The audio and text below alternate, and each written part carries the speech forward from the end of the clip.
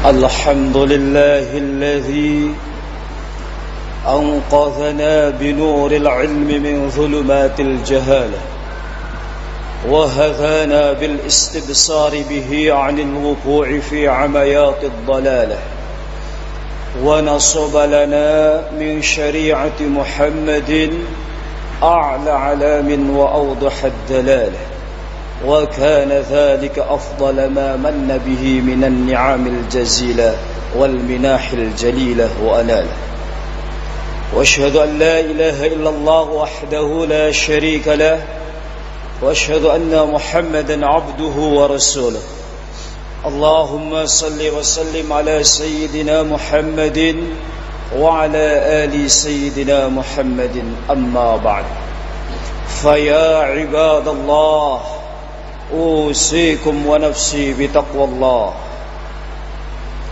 Jamaah salat Jumat yang dirahmati oleh Allah Subhanahu wa taala. Dalam kesempatan khutbah Jumat ini, mari kita merenungi tema andaikan era dakwah Nabi Muhammad sallallahu alaihi wasallam sudah ada internet. Jamaah salat Jumat yang dirahmati Allah, terlebih dahulu mari kita introspeksi diri untuk selalu meningkatkan keimanan dan ketakwaan kepada Allah Subhanahu wa taala. Meningkatkan ketakwaan dan keimanan kepada Allah Subhanahu wa taala adalah hal yang sudah semestinya untuk diperlombakan oleh antar sesama manusia beriman. Singkatnya, cara meraih takwa adalah dengan cara selalu berusaha menjauhi larangan Allah Subhanahu wa taala dan melaksanakan segala perintah. Jamaah salat Jumat yang dirahmati Allah, sebelum era ditemukannya internet yang bisa melakukan siaran langsung atau live di berbagai kegiatan, Nabi termulia Muhammad sallallahu alaihi wasallam telah mengabarkan bahwa ada amal umat manusia yang disiarkan secara langsung kepada Nabi Muhammad, yaitu berupa amal bersolawat. Jadi jauh sebelum internet ditemukan, Nabi Muhammad sallallahu alaihi wasallam telah mengabarkan bahwa ada salah satu aktivitas beribadah kepada Allah itu disiarkan langsung, disaksikan oleh Nabi Muhammad, meskipun orang bersolawat itu berada di Semarang atau ada di Jakarta atau di Kalimantan. Kebenaran hal tersebut terdokumentasikan dalam hadis. An Abi Bakrin qala Rasulullah sallallahu alaihi wasallam, aksiru as-salata alayya fa inna Allah wakkala bi malakan 'inda qabri fa idza shalla alayya rajulun min ummati fa qala li dhalika al-malak ya Muhammad inna fulan bin fulan shalla alayka as-sa'ah, rawahu ad-Dailami wa isnaduhu hasan. Artinya dari Abu Bakar bahwa Rasulullah sallallahu alaihi wasallam bersabda, perbanyaklah membaca sholawat kepadaku, sebab Allah menugaskan seorang malaikat dekat kuburku. Setiap ada dari salah satu umatku membaca sholawat kepadaku, maka malaikat tersebut langsung siaran langsung laporan kepada Nabi Muhammad, wahai Nabi Muhammad, detik ini saat ini salah satu umatmu sedang bersolawat kepadamu. Walaupun jasad kuburan Nabi Muhammad berada di Madinah, dimanapun di ujung dunia umatnya bersolawat, saat itu juga live siaran langsung disaksikan solawatnya oleh Nabi Muhammad. Jadi sebelum era ditemukannya kecanggihan teknologi internet, ada sebuah salah satu ibadah yang disiarkan langsung, dilakukan oleh umat Nabi Muhammad dan disaksikan langsung oleh Nabi Muhammad. Oleh karenanya maka khususnya di hari Jumat itu kita sebagai umat Nabi Muhammad sudah semestinya memperbanyak sholawat kepada beliau. Jamaah sholat Jumat yang dirahmati Allah, kini kita hidup di era kecanggihan teknologi, dan yang fenomenal adalah internet dengan beragam aplikasinya. Bukan hanya dikonsumsi oleh kalangan perkotaan, tapi juga hingga dinikmati oleh warga di pelosok pedalaman. Internet adalah media yang bisa untuk kebaikan atau kejahatan. Seperti halnya senjata tajam bisa digunakan untuk melakukan hal-hal berguna atau digunakan untuk melakukan kejahatan, tergantung manusia yang menggunakannya. Oleh karenanya, jika dalam kitab-kitab turas atau kitab-kitab fikih klasik ditegaskan berbagai macam dosa, diantaranya dosa tangan untuk memukul orang lain, maka di era teknologi internet ada satu dosa yang belum disebutkan dalam kitab-kitab fikih turas atau kitab-kitab fikih klasik. Apa itu dosa tangan? Yaitu di era internet sering sekali orang tidak menyadari memainkan jari-jari untuk menulis atau share ujaran kebencian, caci maki hingga fitnah dan adu domba. Begitu juga indera penglihatan. Dalam kitab-kitab fikih terdahulu banyak disebutkan bahwa mata kita mendapat dosa jika melihat lawan jenis dengan unsur syahwat ataupun melihat kemaksiatan. Tetapi di era internet ini bisa bertambah bentuk kemaksiatan mata kita jika hati kita tidak ingkar ketika melihat konten-konten kebencian, konten-konten tidak ilmiah yang bertentangan dengan norma-norma agama. Jamaah salat Jumat yang dirahmati oleh Allah, kita bisa membayangkan, andaikan di zaman Nabi Muhammad sallallahu alaihi wasallam sudah ada internet, sudah dipastikan orang-orang yang belum beriman kepada ajaran Rasulullah akan menggunakan jaringan internet dengan beragam aplikasinya untuk menghadang dan memusuhi perjuangan Nabi Agung Muhammad sallallahu alaihi wasallam, disertai dengan beragam rekayasa kejahatan mereka. Juga dapat dipastikan, jika di zaman Nabi Muhammad sudah ada jaringan internet, maka akan bertambahlah beredar dan mudah viral jutaan hadis palsu atau hoax yang diatasnamakan hadis bersumber dari Rasulullah sallallahu alaihi wasallam. Contoh hoax di masa itu, kita lihat kitab sejarah Tarikh Rusul wal Muluk yang dikenal dengan kitab Tarikh Tabari, karya Imam Abi Ja'far bin Jarir At-Tabari. Dalam volume 3, jilid 3 halaman 281. Dalam kitab tersebut tercatat ada hoak akbar yang sangat terkenal sepanjang masa hingga kini, yaitu seorang pembohong bernama Musailama Al-Kadzab yang memproklamirkan dirinya adalah seorang nabi dan sekaligus memalsukan sebagian surat-surat Al-Quran. Namun saat itu belum ada jaringan internet, sehingga skenario kebohongan atau kejahatan hoax yang dilakukan oleh Musailama Al-Kadzab atas nama agama ketika itu tidak bisa mudah viral di ruang publik. Jamaah salat Jumat yang dirahmati Allah, di sisi lain, andaikan di era Nabi Muhammad sallallahu alaihi wasallam sudah ada internet, sungguh beruntung manusia seluruh dunia.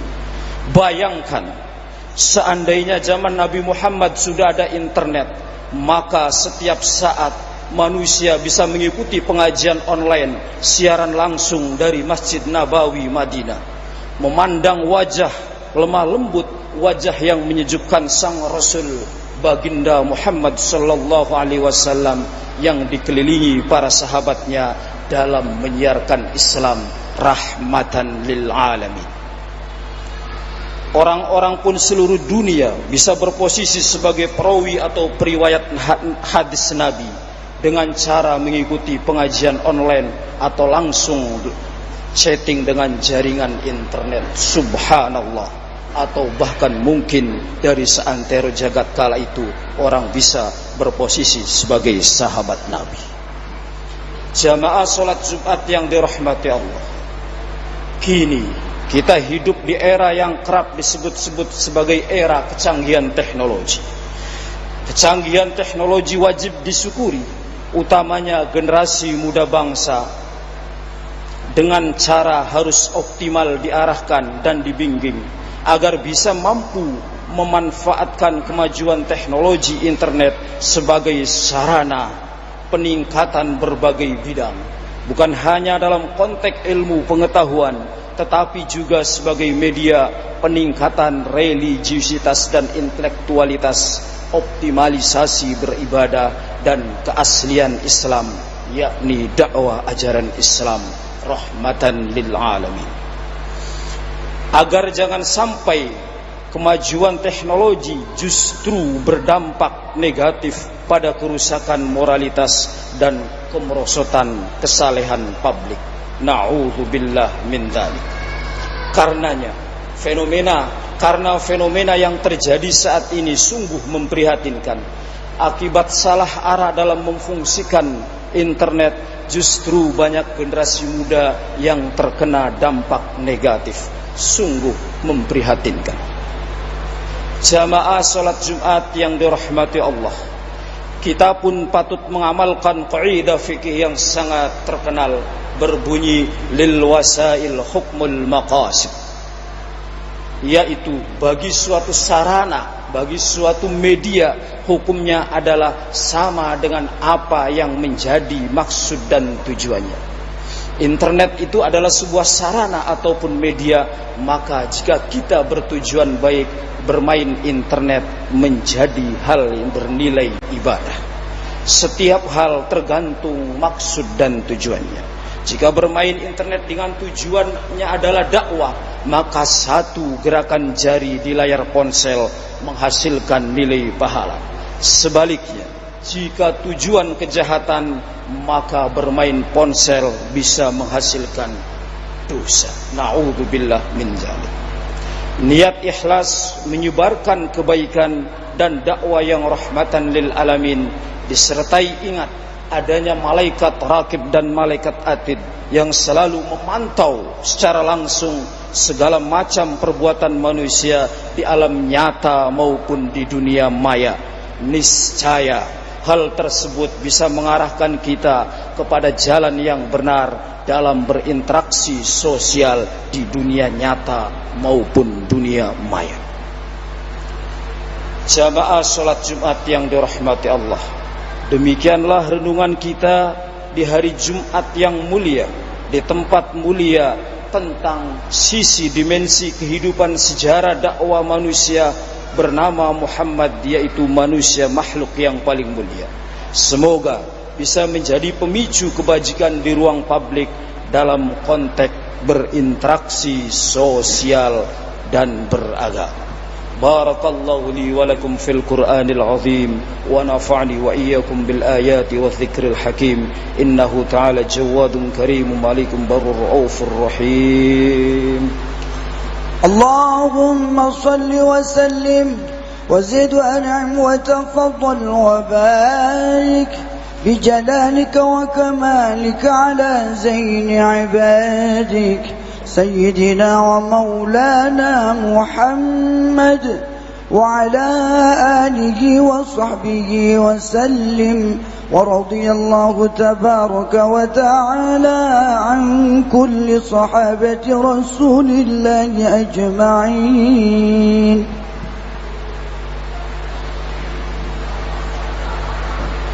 الحمد لله الذي أنعم على بني آدم بالأخلاق الكريمة ونور قلوبهم بالعلوم والمعارف الشرعية، والصلاة والسلام على سيدنا وشفيعنا ومولانا محمد وعلى آله وأصحابه أجمعين. أما بعد، فيا عباد الله، أوصيكم ونفسي بتقوى الله، فقد فاز المتقون. وقال تعالى في القرآن الكريم: أعوذ بالله من الشيطان الرجيم، بسم الله الرحمن الرحيم. قل هو الله أحد الله الصمد لم يلد ولم يولد ولم يكن له كفوا أحد. اللهم اغفر للمؤمنين والمؤمنات والمسلمين والمسلمات الأحياء منهم والأموات.